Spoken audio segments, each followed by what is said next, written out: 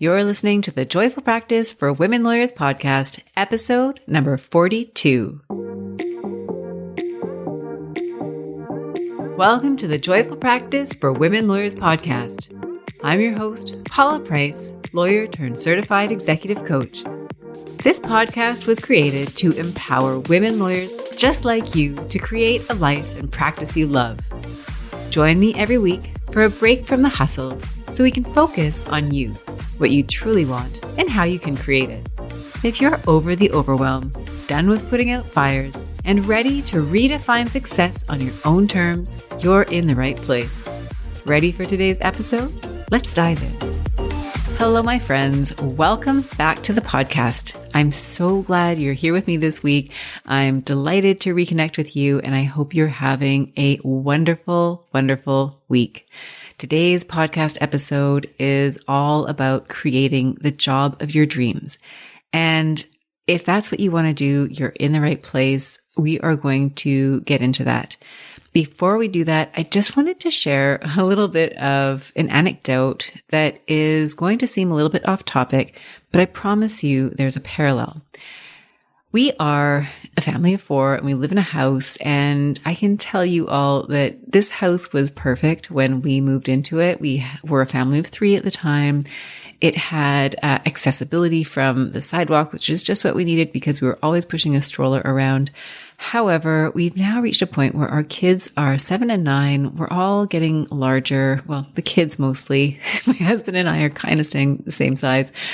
But we're really realizing that for the next stage of our lives, we probably need to move into a bigger space. So lately, I have been embarking on a process, and I keep telling my husband that I am manifesting our next home. And the manifestation really got off to a kickstart last week when I bought this magazine, really only because it had a spread in it of the most gorgeous house. It's a mansion in the middle of Paris, and it's lived in by the most elegant couple. They're designers, and they have these 2 children that look like they stepped out of a magazine, because they did. The children are, wearing clean, pressed clothing, and everybody looks so perfect. And it's not so much that I want that. I like our lives just as they are, with the mess and the fun and the chaos and all of it.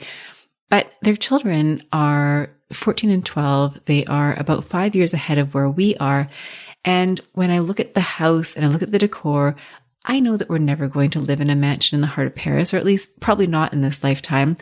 But there are elements of that house that I love. And it really was the Kickstarter for what is now the process of manifesting our new home, which I will tell you all is not a super linear process of hopping onto MLS and clicking the buy button. It's something much more subtle and nuanced than that. And the reason that I mention this is because when it comes to creating your dream job, it is so much more than being in a job and executing on the tasks that have been assigned to you. If you're looking for a job, it's so much more than clicking your button and submitting your CV and getting hired into the perfect role.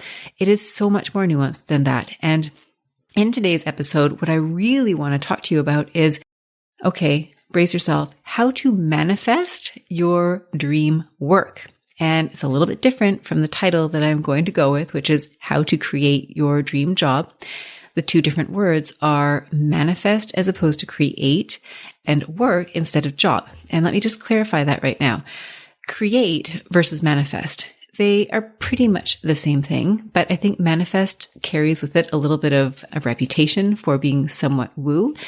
But I love the word because really what it means to me is that there's 2 parts to the process. One is this highly creative, intuitive part, and the other is the action part. And so we'll get into this, but I would invite you to think about that. If whatever role you're in right now, how might you go about creating or manifesting the perfect role for you? The second piece is the job versus the work. And I think we all relate to the word job. We kind of understand what that means.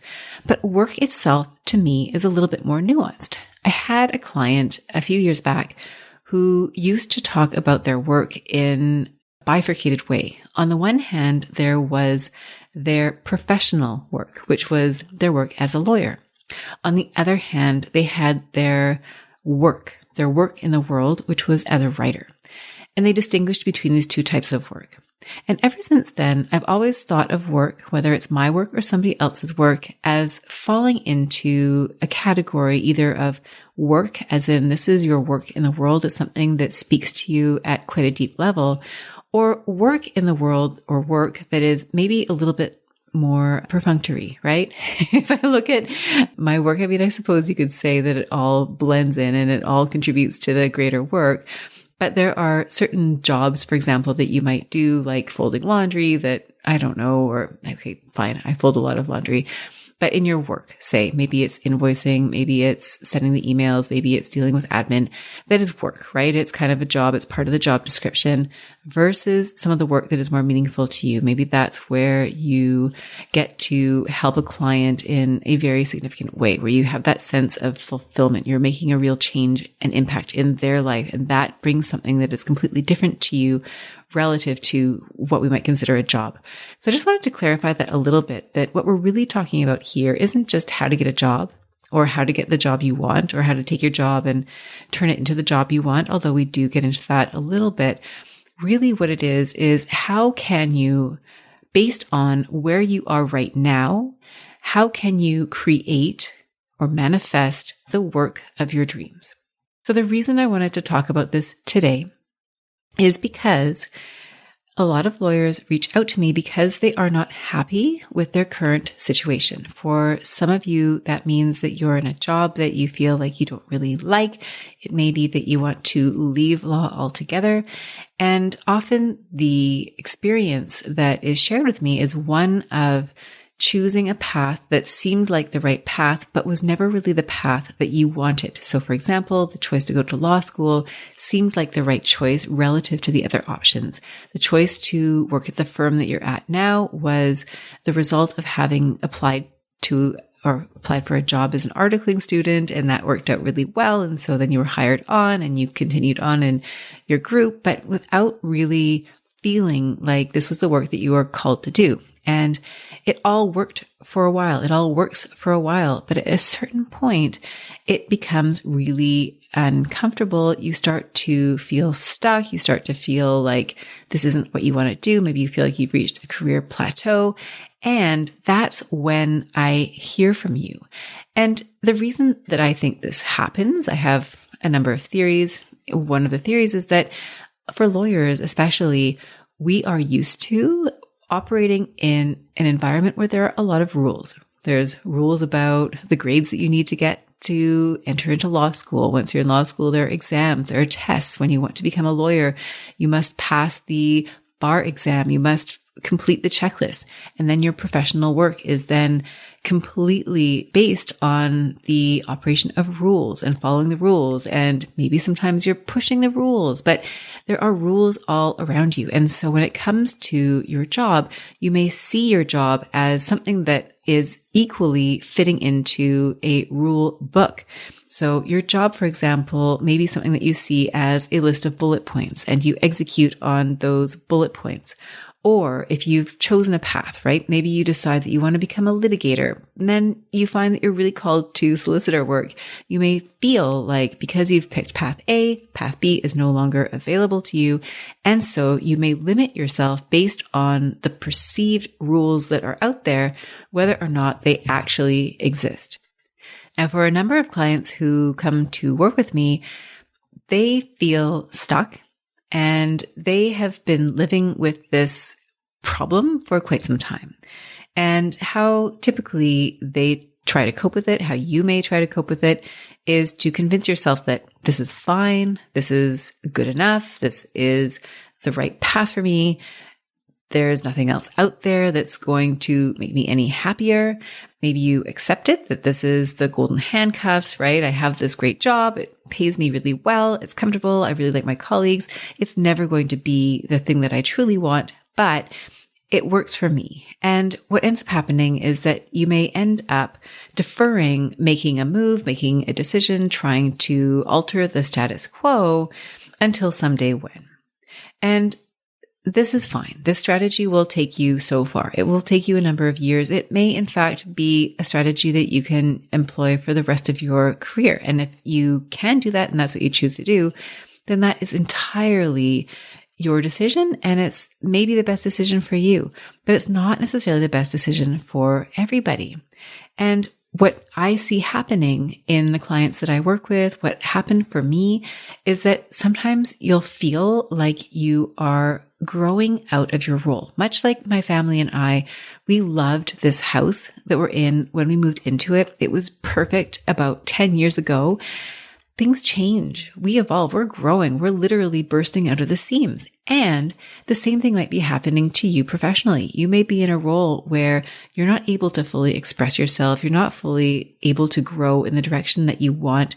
And so you're feeling that discomfort of wanting more. And it might start with a nudge. It might start with noticing here and there until that gets louder and louder. And finally, you have to do something about it. And when that happens, sometimes it can be painful, right? That's maybe when you start to feel burnout, you start to feel resentful about the work that you're doing, you stop finding the joy in your work. It might also lead to self-sabotage. And I did an episode about self-sabotage a few weeks back. You can look that up if you're interested. But that is what may happen if you feel like the job that you have right now, the work that you're doing right now isn't right for you, but then you decide not to take any action on it. So what happens is some people end up reaching a crisis point where things really explode on them and then they have to make a decision. I can see that happening potentially in our house, right? When we're really all falling on top of each other, then we'll need to make a move. We're not quite there yet, but I could see it happening. And in a professional context, you might ask yourself what that looks like really, right? What would a crisis point look like? It may be that you get stuck in a rut. That's super common, right? Where everything is ticking along and everything is just fine and you don't love it, but you don't hate it, but you don't really want to change anything. And so, like I said, that can go on for quite some time. It may be that you want to leave. You've actually started to make that decision, but you don't know where to start. That's where a lot of clients reach out to me. That may be you, in which case I think you'll find this episode really helpful because what I'm going to share is often what I share with clients who are going through this transition. And some people know that they actually really love their organization. So they don't necessarily want to leave, but they know that they need to make some changes to the role that they're in currently. So the good news is that today we're going to talk about some ideas. We're going to talk about some solutions, and we're going to talk about how you can go about creating the job of your dreams. So really what we're doing, we are manifesting the work of your dreams. What is it that will really fulfill you? What will really light you up? And how are you going to get one step closer? And it doesn't necessarily mean that you need to leave your current role. I would invite you to think about where you are today and to think about what it is that we talk about today that you can apply to enhance the work that you're doing currently. So there's really 3 phases to this process, and I'm going to go through each of them, starting with breadcrumbs and discovery. So when clients come to me and they talk about wanting to make a transition, the answer isn't usually, hey, here's a list of jobs. Why don't you go apply for them? The answer is much different. And what it really begins with is a discovery process of the individual. And that often requires looking at the breadcrumbs and identifying what it is about past experiences that you really enjoyed. And you may look at your role, for example, and see that there are elements of it that you absolutely love. Maybe you really love drafting. Maybe you really love the times that you're working on a team. Maybe you love the times where you're able to take on a leadership role. Maybe you love the times where you're not taking on a leadership role. I would invite you to look at all the different experiences that you've been having. Maybe you like the technical side of law. Maybe you like the more sort of thoughtful and creative side of law. Whatever it is that resonates with you, I invite you to really think about what it is that you love. And then I would invite you to start looking for it. This is really the discovery process. So in my current house search, the way that I've started that discovery process, it really did start with that magazine clipping, but now I'm out in the world investigating. I'm looking at homes. I'm examining them. What is it that I like? What is it that I don't like? I've started talking to people randomly. I'm sure that my neighbors really appreciate all these questions, but that is how you start learning about what you like and what is available, because ultimately what you want to do is to create a match. Now, when I transitioned out of law into my coaching practice, I underwent a very robust discovery and breadcrumb following process. It all started in 2015 when I first discovered coaching. And from that point forward, I did a ton of research. I looked up lawyer coach. I actually found out that such a thing existed. I didn't know it did before I consulted with Google. I learned the names of all the different lawyer coaches, probably in North America. I made lists. I printed out their bios on their websites. I investigated other lawyers who had left practice to enter the profession of coaching or counseling. I started to reach out to all different people. I looked at programs, what kind of coaching training was available. I did a ton of research. I spoke to a lot of people. And I found mentors. I found people who are now my colleagues. I went out on a mission to really figure out if this was something that would resonate with me. What was the experience of others, and what would I need to do to get to the position that I thought that I wanted to be in? And would this really be right for me? And whenever lawyers come to me and they want to make a transition, I invite them to do exactly the same thing, to identify what it is that you love about your current role and to start looking at what opportunities are out there, who it is that you would want to speak with, who is doing something that you absolutely admire. Can you reach out to them? Can you initiate contact? What can you learn from them? And as you go through this process, what you'll find is that bits and pieces will start to really resonate with you. And one example that I give, which I invite clients to do, is to start looking at job boards and to look at different careers or different job postings and to look within the posting and to find the line, the bullet point that resonates with you, because that is one of the breadcrumbs that you can follow when it comes to creating or manifesting your dream work. So that is the first step, is to follow the breadcrumbs, both in terms of what it is that you have loved in the past and what it is that you think that you're going to love in the future. Now, the second phase is where you transition from the research phase into the active investigation.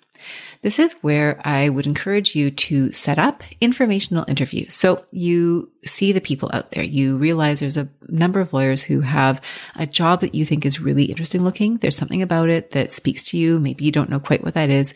And then you invite them to have a virtual coffee with you and you learn about them. And there's lots of ways of approaching those conversations. I'm not going to get into that today. What I'm inviting you to do is to be active in the search for your role. It may mean making applications for jobs. So if you're looking for a job outside of your organization, it may mean that you start, you dust off your CV, you start putting it out there.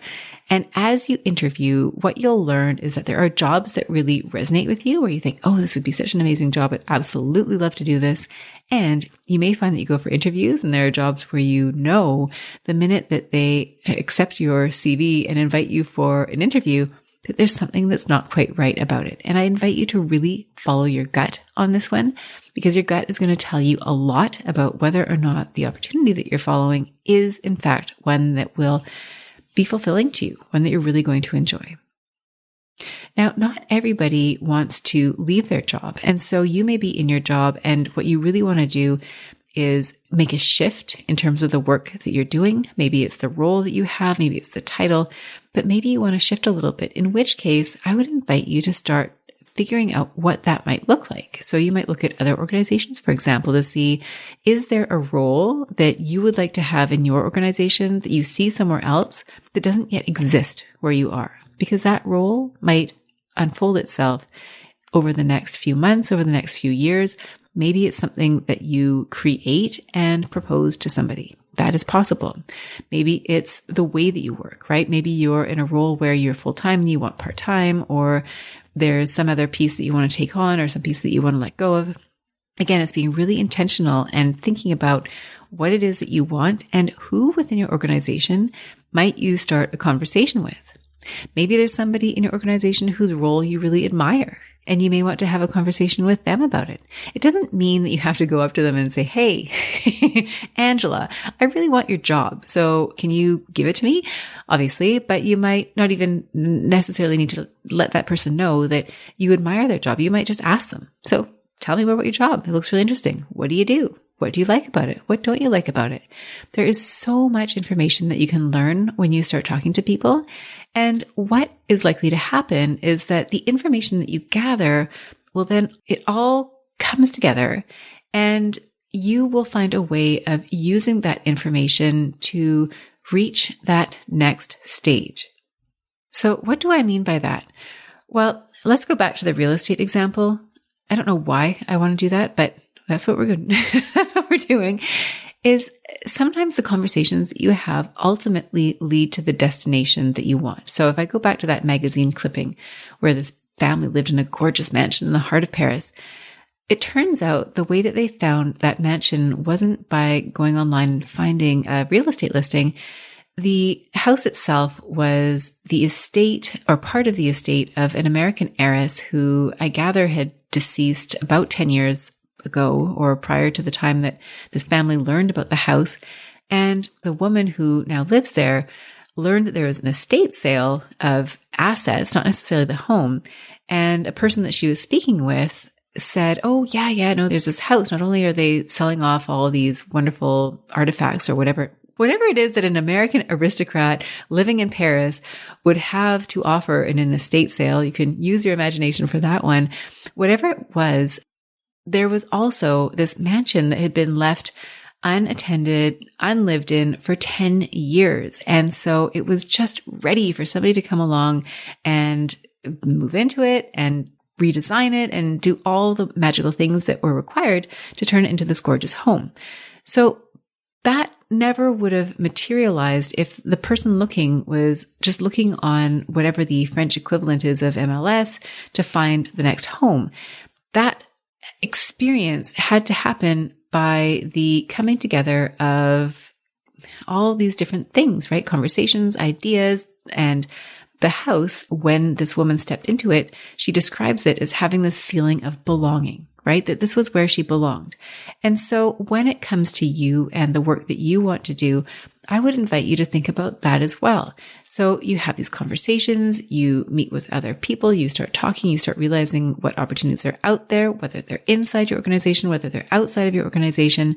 And as you learn about those opportunities, as you make it known that you're interested in doing that kind of work, what ends up happening is that in a very non-linear kind of way, you end up finding work that is exactly the work that you would love to do. It's your dream job.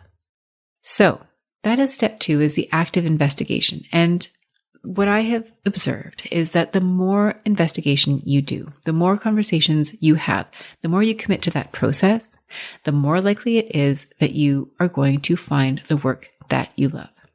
Now, this brings us to the 3rd step, which is execution. And it's really wonderful to be able to dream up what you want. It's another thing to speak to people, to apply for jobs, to start getting some traction. But ultimately, in order to manifest your dream work, you must take action. You must make a decision. You must choose to go down that path. And that might look so different depending on where you are right now. It might literally mean transitioning from one job to another. It may mean starting your own practice. I did a podcast episode with Amy Grube and Ashley Sire a few weeks ago. And if you are interested in going solo, I highly recommend it. It's such a valuable podcast episode. They share so many wonderful insights. But what it requires of you is to make a decision. And it may mean cutting off other decisions. So in my own experience, when I decided to go from being a lawyer to a coach, and this was a process that took quite a few years. Actually, it wasn't overnight. but it was successively making decisions that brought me closer to coach and further away from lawyer. Why? Because I knew that I wanted to be a coach. That to me was my calling. And so I had to make decisions that would do that. And every time I decided to go more coach, then I had to go less lawyer. And if you're a lawyer who is thinking of transitioning, I share this message with you in particular because I know for lawyers who are looking at something different, that is a very difficult choice to make. There's a lot of shame sometimes in moving away from the practice of law. There's a lot of perceived stigma that once you step out of that identity as a lawyer, it may be really hard to figure out what that next identity for you is going to be. That can be really difficult. And what I invite you to do here is to make decisions that are going to bring you closer to the work that you ultimately want to do.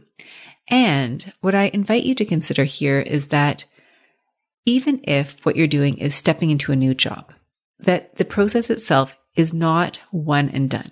If you're in an organization and you're shifting roles, you might notice that the process is more gradual because you may be slowly taking on more new things and slowly letting go of things that no longer are in alignment with that.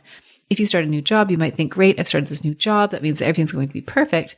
But what ultimately happens is that in that new role, you're going to continue to need to refine and adapt. And if you go back to earlier podcast episodes, there's episode number 3 where we talk about how to find the joy in your work.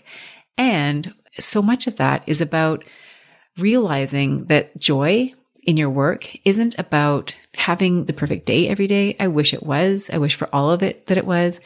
And when it comes to the definition of joy or the definition of happiness, there's a wonderful definition that the ancient Greeks had about happiness. They define it as happiness is the joy you feel when working toward your potential.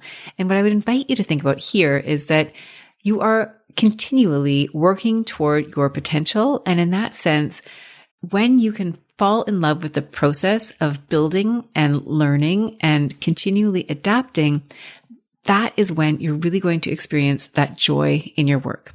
The other episode that I would refer you to is the one about integrity, right? Being in integrity with yourself, because the more you can align yourself and the more you can align yourself with your work, that is when you're really going to experience that sense of joy and fulfillment and knowing that the work that you're doing is the work that you're meant to do. That's when you start to create your dream work. So even once you've made that transition, whether it's the new job, whether it's an adapted job relative to the one that you have already, you're going to need to keep on refining it. And so what does that mean? It may mean that you need to develop new skills. It may mean that you need to keep learning and growing in your legal practice. I'm imagining, and I'm pretty sure that you're doing this already. And you're going to keep on learning and developing and getting closer to the work that you truly love. And when you continue to check back with yourself, what you might find is that you continue to really appreciate and love the work that you're doing. And what may happen is you may find that eventually it's no longer just you who's going out into the world looking at people who seem happy and asking them how they got to be where they are.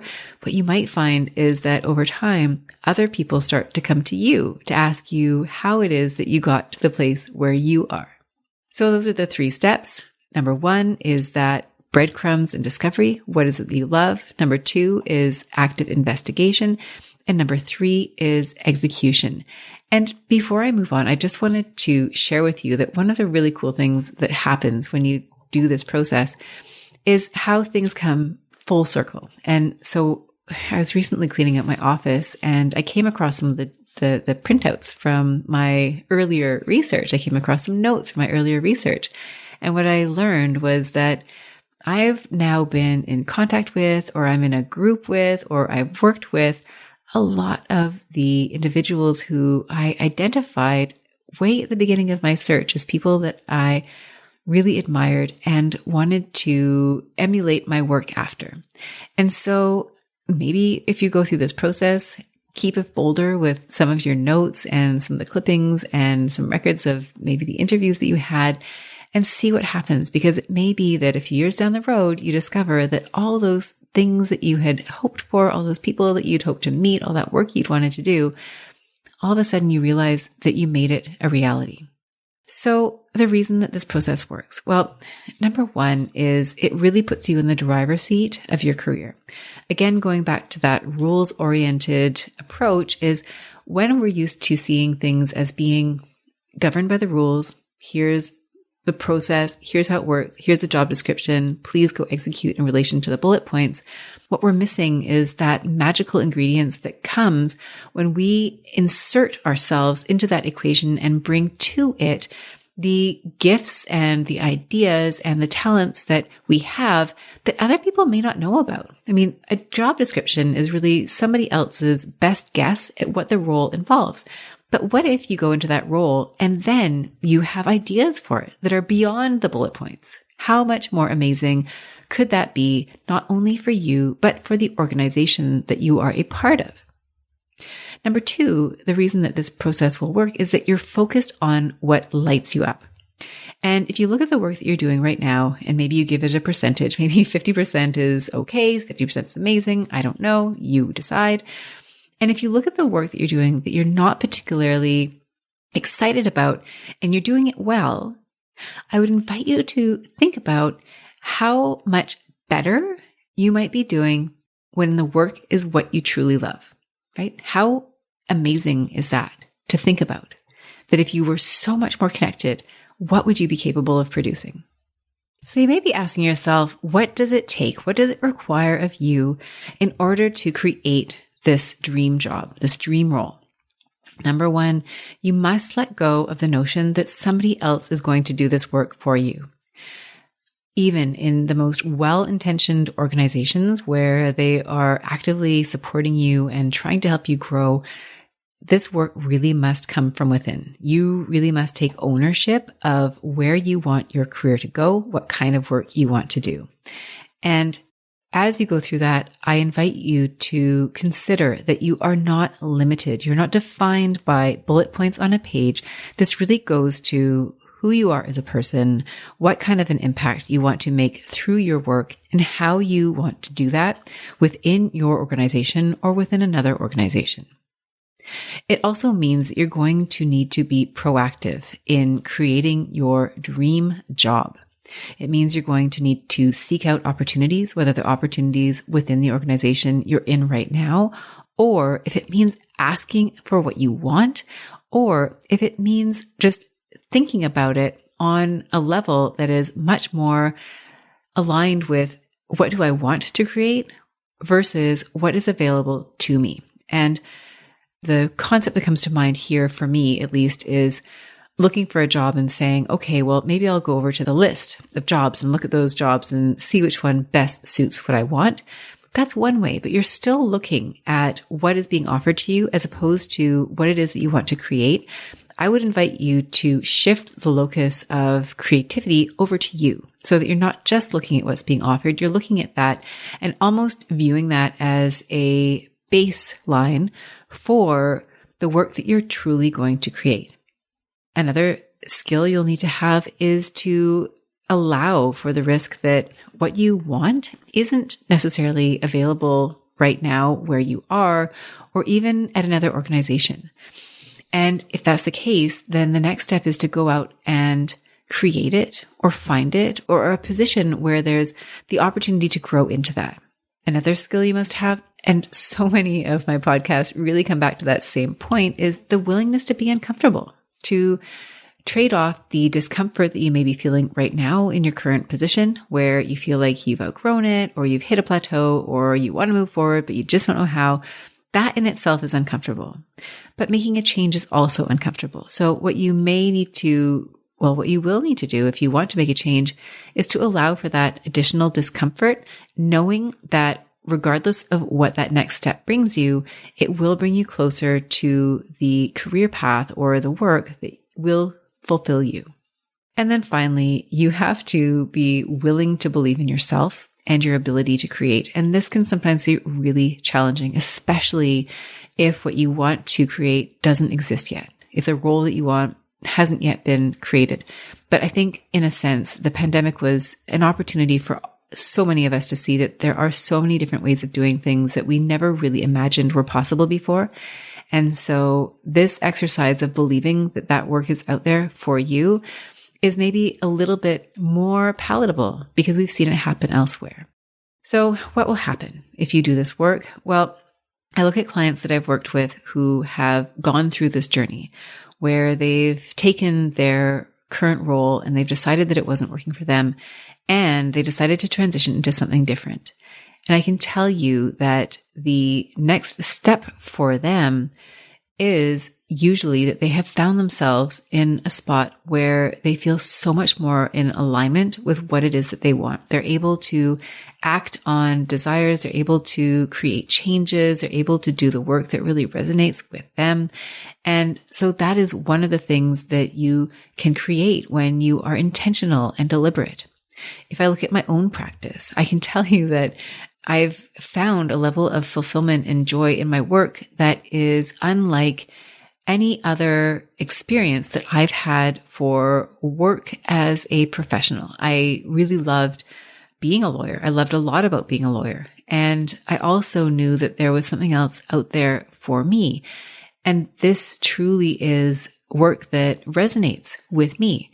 And what I want to say about that for all of you who are thinking about making a transition, looking at your job right now and saying, it's really not for me, is that even when you find work that you love, and maybe you've already experienced this, so I'm telling you something that you already know, but even when you find work that you love, unless you're a unicorn, and maybe you're a unicorn, chances are you'll have very difficult days, you'll have challenges, you'll have things that you don't want to do, like paperwork and admin and taxes and structuring and planning, or whatever it is. I actually like planning, so maybe I shouldn't have thrown that in. But there may be elements of your job that you do not like. But because you love the work that you do so much, all of that becomes part of the package. And you're able to fall in love with that whole process. And you're able to see how fulfillment is really you getting clear and focused and putting one foot in front of the other and slowly, steadily moving toward your potential. Again, we're going back to the Greeks. That in itself is the joy in your practice. That is the joyful practice. So, my friends, I really hope that this episode has resonated with you. I hope that for each of you, whether you're just looking to expand or build on what you're already doing in your current role, or if you really are looking at making a transition, whether it's to a similar role, whether you want to leave law altogether, whatever it is for you, what I'm inviting you to do is be so intentional and deliberate and courageous to see what it is that you want and to go out into the world and create it. The reason that this is so important is that there are people out there who will benefit from the decisions that you make. You have no idea right now who those people are, or maybe you do, but you may have no idea who those people are right now. But when you follow your instincts, when you follow the breadcrumbs, when you surround yourself with people who are in alignment with what you want to create, who are supporting you, who are seeing the same things for you, you will find that your world opens up in magical ways that you never would have thought possible. And it is so much different from going to the job board and picking A, B, C, or D.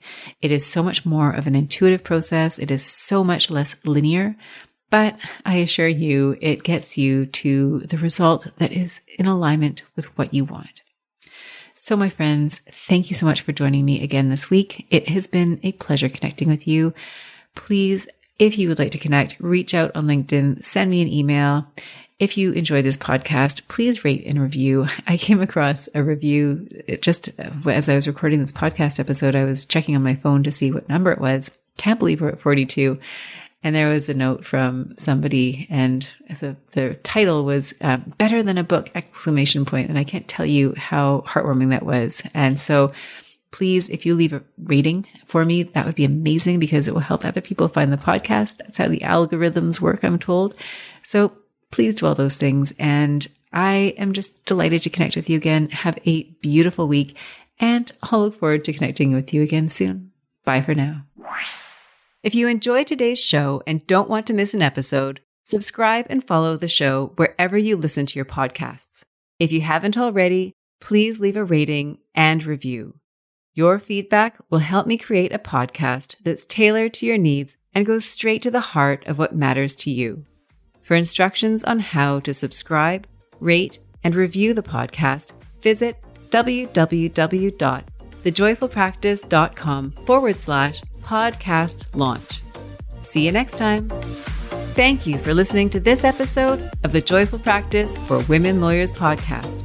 If you want more information, visit www.thejoyfulpractice.com. See you next week.